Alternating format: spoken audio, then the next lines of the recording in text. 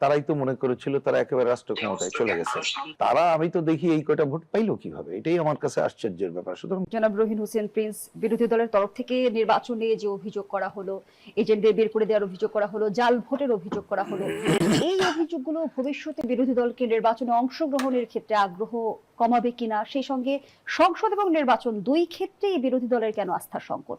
আপনাকে ধন্যবাদ। দেখেন এখানে কতগুলো কি বলে, আমরা যদি প্রশ্নের উত্তর খুঁজতে চাই তাহলে অনেক সময় হিসাব করতে হয় যে কোন সময়, কোন স্থানে, কোন প্রেক্ষিতে, এটা একটা বিবেচনা করতে হয়।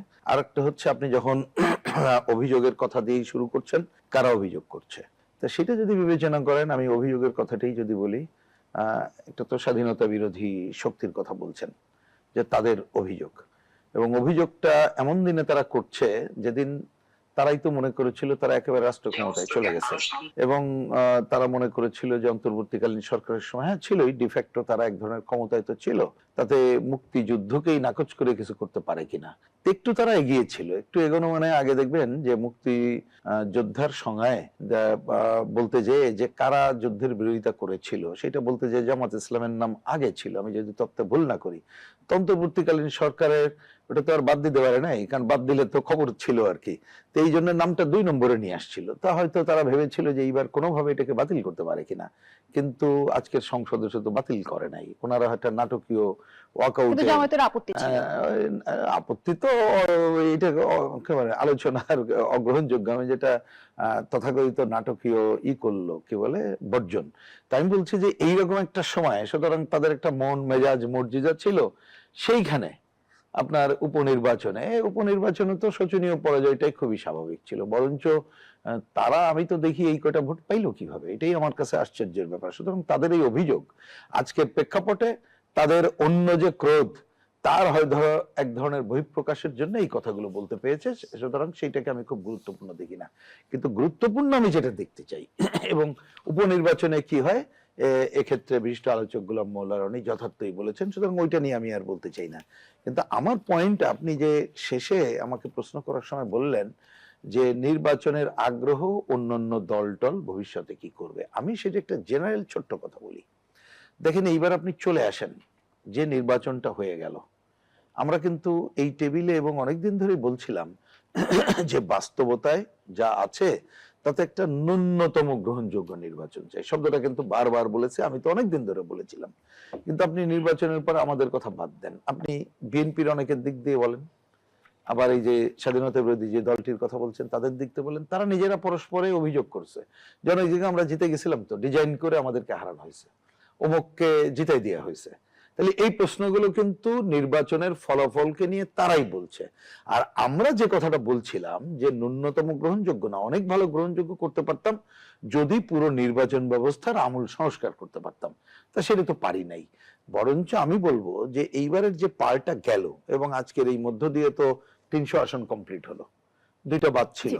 সুতরাং এখন আমাদের যদি আমরা ভবিষ্যতে আরো ভালো নির্বাচন, এবং সেক্ষেত্রে ওই কথা একটু খালি পুনরাবৃত্তি আমার দিক থেকে করতে হয়, আমরা খালি ভোট দেওয়াটাকে দেখি কিন্তু ভোটে দাঁড়ানোটাকে দেখি না।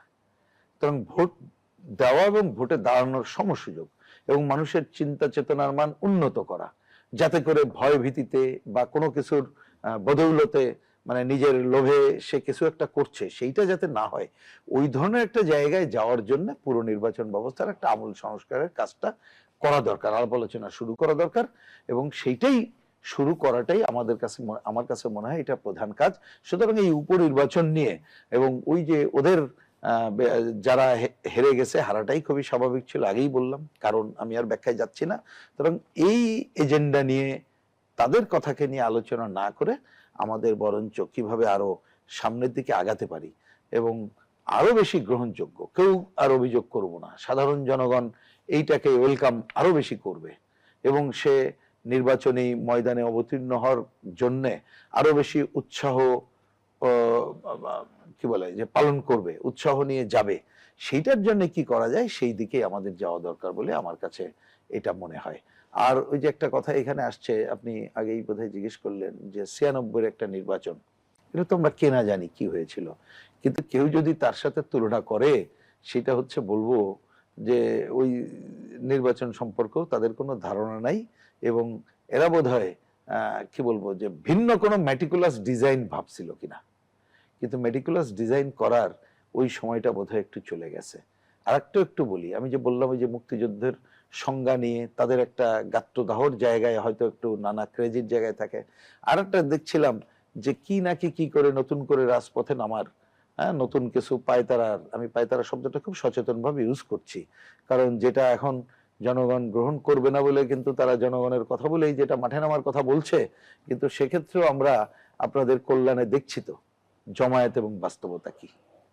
কারণ এই জমায়েত বাস্তবতা, জমায়েত অনেক সময় আমাদেরও কম হয়, সেটা অন্য আলোচনা, কিন্তু তারা যে একটা ব্যাপক সাধারণ মানুষের জনসমর্থন একসময় পেয়েছিল, এবং আজকে কিন্তু মানুষের মুখে মুখে হচ্ছে যে অনেক জনসমর্থন ছিল, যে মানুষ প্রতারিত হয়ে এই জায়গায় গিয়েছিল। তা আমার ধারণা এই প্রতারণার সময় তাদের আপাতত শেষ হয়ে গেছে। ভবিষ্যতে কি হবে আমি সেটা বলতে চাই না। সুতরাং সেই মনোকষ্ট থেকে নানা ধরনের কথাবার্তা তারা সামনে আনতে পারে বলেই আমার কাছে মনে হয়, এবং সেটারই প্রতিফলন আমি দেখি।